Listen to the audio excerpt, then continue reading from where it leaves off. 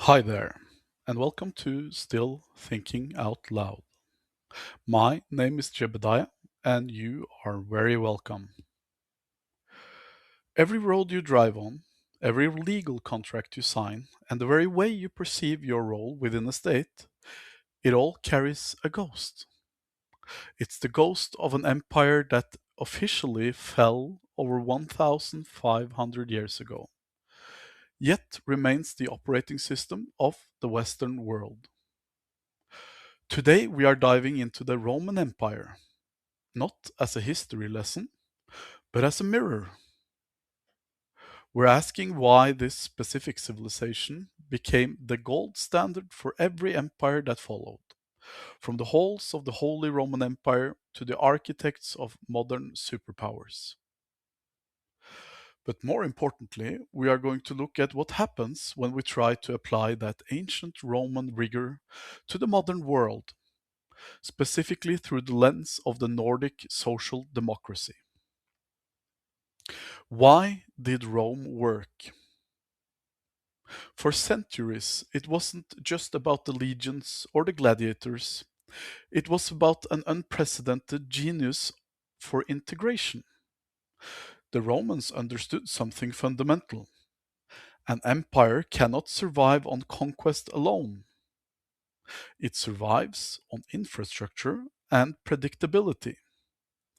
They built a legal framework so robust that a merchant could travel from the deserts of Syria to the rainy highlands of Scotland under the same set of rules. They mastered the art of civitas, the idea that being a citizen was a duty, a burden, and a privilege that transcended your ethnic roots.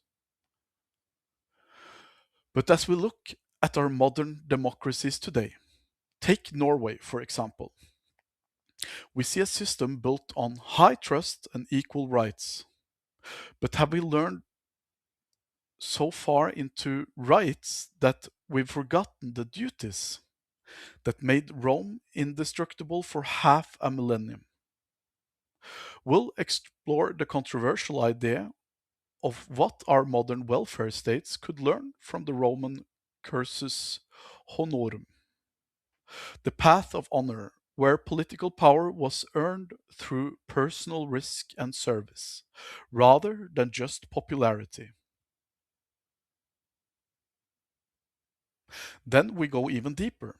Beneath the marble of Rome and the glass towers of our modern cities lies a much older blueprint, the tribe. For 99% of human history, we lived in small, high stakes hierarchies where your status was tied directly to your competence and your contributions to the group's survival. Today, we live in flat societies. We've tried to engineer away hierarchies in the name of equality, but is our biology fighting back? We're going to examine why modern democracies might need to look closer at the natural hierarchies of the original tribes, not to promote tyranny, but to understand if our current faceless bureaucracies are failing because they ignore the human need for visible, earned leadership and social belonging. In this episode of Still Thinking Out Loud, we are setting aside the ego of the present to learn from the scars of the past. We will analyze this from three distinct angles. The case for the empire. Why the Roman module of duty, infrastructure, and universal law is still the most successful civilization hack in history. The human error. Why even the most perfect systems fall when they succumb to greed, overexpansion, and decay of the individual's connection to the state. The neutral ground. How we can bridge the gap. How can a 21st century democracy integrate the tribal need for hierarchy and the Roman need for duty without losing our modern commitment to human rights? This isn't just about history, it's about the survival of the social contract. Let's begin. In this first segment, we are stepping into the role of the champions of Rome. Our goal is to argue that the Roman model wasn't just a government, but a peak evolutionary state for human organizations. We will contrast their strengths with the institutional weaknesses of modern bureaucracies. The case for the eternal city: duty, discipline, and the path of honor. Let's be honest, we look back at the Romans and call them ancient, but in many ways their understanding of the social contract was far more sophisticated and more honest than ours is today. If we look at the Roman structure through the eyes of a cheerleader, the first thing that hits you isn't the power, it's the clarity. In our modern social democracies, we have developed a participation trophy style of governments. We have created massive, faceless bureaucracies where responsibility is diluted and no one is truly held accountable for failure. Rome had the antidote, the cursus honorum, the path of honor. In Rome, you didn't just run for office by having a good marketing team. To lead, you had to prove yourself in the trenches. You served in the military, you managed public works, and you put in your own skin in the game. If the city needed a new aqueduct, the elites were expected to fund it or oversee it with their own reputation on the line. Compare that to the institutional weaknesses of today. We have professional politician class, people who have often never managed anything more complex than a campaign budget. They make decisions that affect millions, but they bear no personal cost when those decisions fail. A Roman Spartan hybrid style would demand a return to meritocratic duty. Imagine a system where to vote on matters of war, you must have served. To vote on the economy, you must have built something. The Roman advantage: integration over isolation. Furthermore, look at how the Romans handled growth. Modern democracies struggle with integration and national identity. Rome, however, was a master at the universal identity. They didn't care where you were born. If you embarrassed the civitas, the Roman way of life, embraced, sorry, if you embraced the civitas, the Roman way of life, you were Roman. They built infrastructure, the famous roads and aqueducts, not as services, but as the physical connective tissue of the soul of the state. In our current system, we see infrastructure decaying and projects taking decades due to red tape. The Roman style was about action and permanence. They built for 1,000 years. We build for the next election cycle. The Spartan edge, the discipline of the whole. If we add a Spartan layer to this, we address the biggest weakness of the modern West: physical and mental fragility. The Roman and the Spartan structures understood that a state is only as strong as the individual citizens. They prioritized the mens sans in corpore sano, a healthy mind in a healthy body. By adopting a more disciplined, duty-oriented approach, we could fix modern crises of purpose. In a world where people feel lost and disconnected, the Roman model offers a clear answer. You belong to something greater than yourself, and your value is measured by what you contribute to the collective, not just what you consume from it. This brings us to the fascinating tension between the civilized world and the wild north. To understand the Germanic perspective, we have to look at the people who viewed the Roman Empire with equal parts awe and absolute defiance. The barbarian paradox, freedom, resentment, and the seeds of sovereignty. While the Romans were busy building marble temples and writing complex laws, the Germanic tribes were watching from across the Rhine and the Danube. To the Romans, these people were barbarius, uncivilized, chaotic, and primitive. But from the Germanic side, the view was very different. They saw an empire that offered comfort, luxury, and safety, but at a price they weren't willing to pay: the surrender of the individual spirit, the refusal to bow. Why they resisted. Why did the Germanic tribes refuse to bend the knee?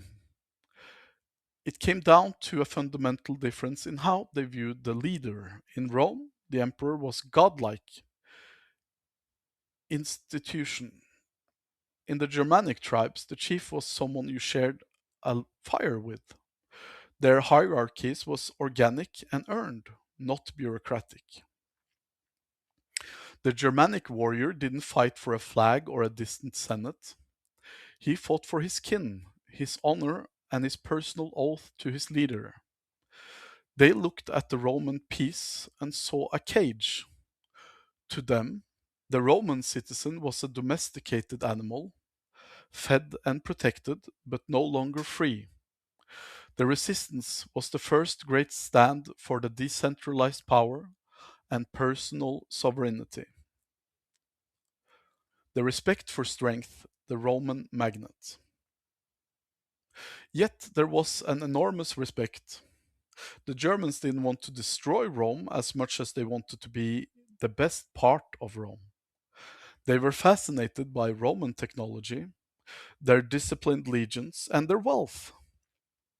Thousands of Germans actually served the Roman army, learning their tactics and absorbing their culture.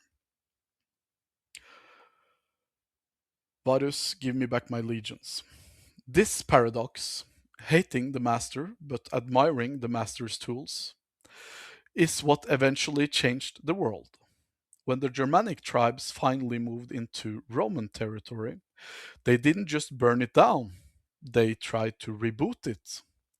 They wanted Roman prestige, but with the German blood and independence. The long term consequences, the good and the bad. What does this mean for history?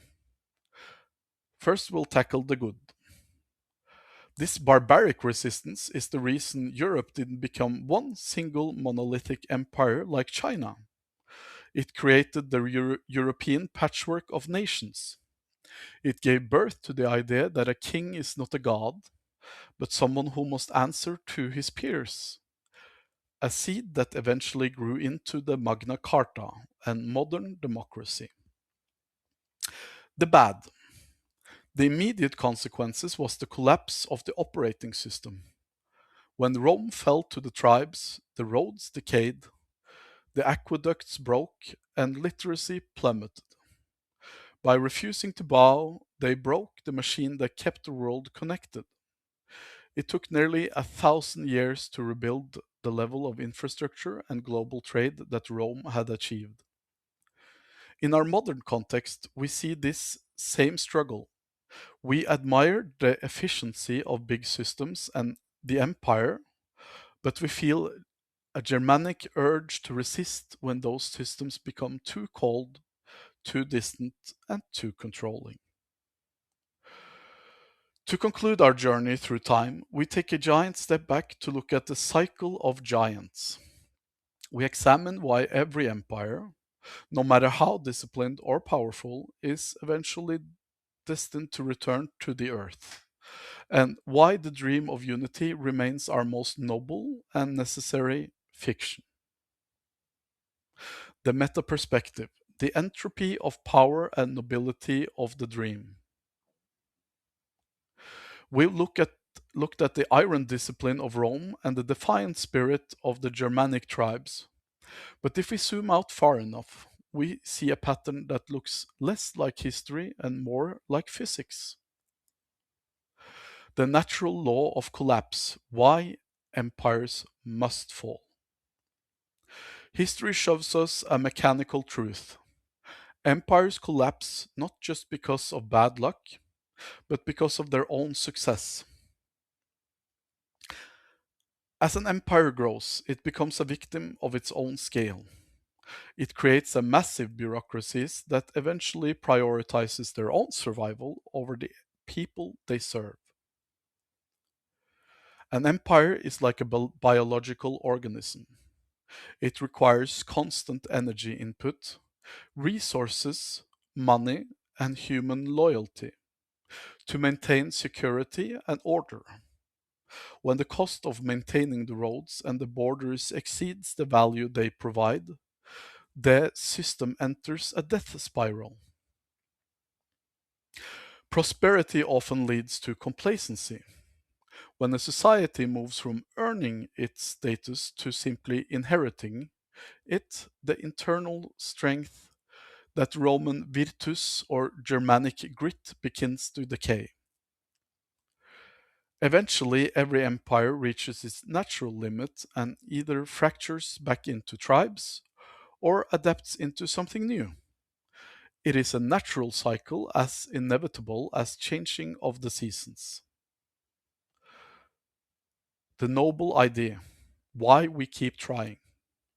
But here is the final twist in our story. If empires are destined to fall, why do we keep building them? Why do we still dream of large-scale unity like the European Union or the global digital village? Because unity is the superpower of the human species. Humans are the only animals capable of flexible, large-scale cooperation. We do this by believing in shared fictions, stories about nations, human rights, and common goals. While the tribe gives us sense of belonging, it is the empire, the larger community, that allows us to build cathedrals, eliminate diseases, and reach for the stars. The speculative conclusion. Perhaps the fall of an empire isn't a failure, but a reset. Each time a great system collapses, it leaves behind seeds. Roman law, Germanic independence, the Nordic social contract. We take these seeds and try to build something better. The noble ideal isn't to build an empire that lasts forever. Nothing does. The ideal is to build a community that, for as long as it exists, balances the security of the empire with the soul of the tribe. We strive for a unity that is strong enough to protect us, but humble enough to remember that every citizen is a person, not a cog in a machine. As we look at our own modern world, maybe the question isn't where will it fall, but what will we leave behind when it does? This has been Still Thinking Out Loud. Thank you for joining us on this journey from the forum to the forest. Until next time, keep thinking. And for the algorithmic god, remember to like and subscribe. You are still very much welcome. Bye for now.